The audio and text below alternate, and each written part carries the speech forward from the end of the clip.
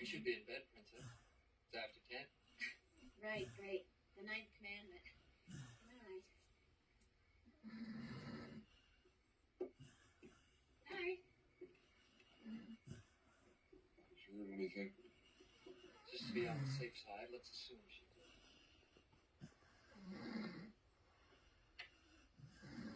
You missed the double jump. That's the third time this game.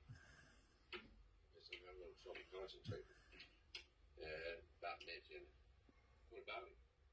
Well, you really liked it, don't you? Yes, sir. Yeah, I guess this whole thing must be tough on you. Yes, sir, he's my friend. Yeah, he was good sheriff. Ain't dead yet. Some folks don't think too high of him. I know you and Tom don't. I didn't either, not at first. But he really does mean well. He cares a lot about people.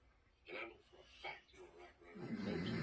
And he's honest, too. And as a day is long, then he wouldn't want to see a man hanged for murder he didn't commit, would he? No, sir, he wouldn't. You wouldn't either, would you, Sturt? No, sir. I wouldn't. Sturt. Yes, sir.